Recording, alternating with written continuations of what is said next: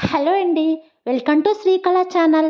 ఈరోజు మీకు ఒక మంచి హెల్తీ స్నాక్ ఐటెంని చూపిస్తున్నానండి.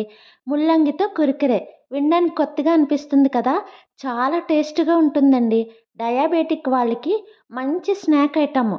చాలా టేస్ట్‌గా ఉంటుంది. చాలా సింపుల్‌గా కూడా చేసుకోవచ్చండి. ఇప్పుడు ఇది ఎలా చేసుకోవాలనేది నేను చూపిస్తాను. ముందుగా ముల్లంగిని తీసుకొని శుభ్రంగా వాటర్‌తో వాష్ చేసుకోవాలండి. ముల్లంగి పైన ఏదైనా మట్టి అది ఉంటుంది కదా! అది పోయేటట్టు ఇలాగ బాగా వాష్ చేసుకోవాలి.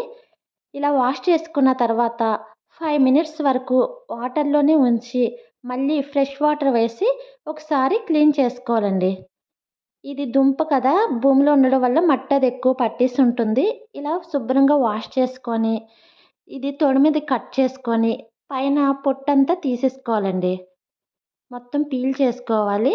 శుభ్రంగా పీల్ చేసుకున్న తర్వాత ఎలా కట్ చేయాలో నేను చూపిస్తాను. ఇలా మధ్యలోకి కట్ చేసి ముల్లంగిని నిలువుగా, సన్నగా ముక్కలుగా కట్ చేసుకోవాలండి. మనకి కుర్కురేకి ఏ షేప్‌లో ఉంటదో అలాగా కట్ చేసుకోవాలి.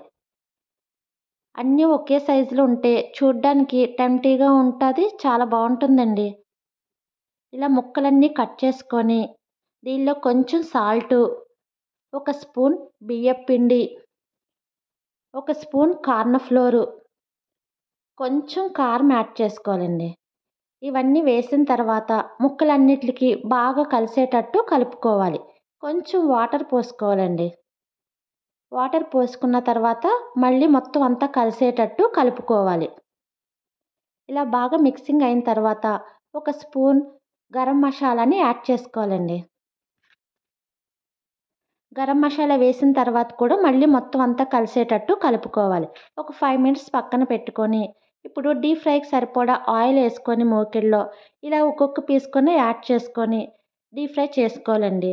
ఫ్లేమ్‌ని మీడియంలో పెట్టుకొని ఫ్రై చేసుకోవాలి. ముల్లంగి హెల్త్‌కి చాలా మంచిదండి. దీంట్లో ఫైబర్ ఎక్కువగా ఉంటుంది. డయాబెటిక్ వాళ్ళకి మంచి ఫుడ్ ఐటెమ్ అండి.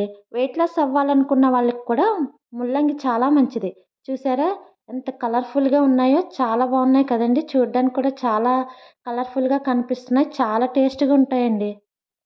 ఇలా మొత్తం అన్నీ ఫ్రై చేసుకున్న తర్వాత పక్కకు తీసుకొని, దీంట్లోనే మనం కొంచెం కరివేపాకు, పచ్చిమిర్చిని కూడా వేసి ఫ్రై చేసుకోవాలండి.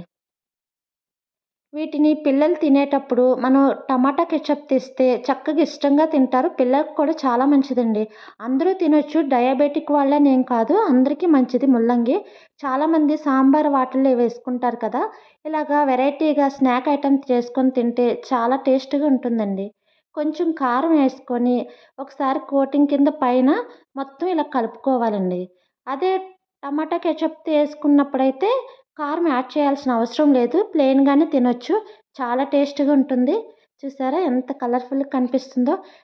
మంచి ఫుడ్ ఐటెమ్ అండి. స్నాక్స్ ఎప్పుడూ ఒకటే కాకుండా ఇలా వెరైటీగా చేసుకొని పిల్లలకి అందరూ తింటే చాలా బావుంటుంది. నా వీడియోస్ కానీ నచ్చితే లైక్ చేసి, షేర్ చేసి, సబ్స్క్రైబ్ చేసుకోండి.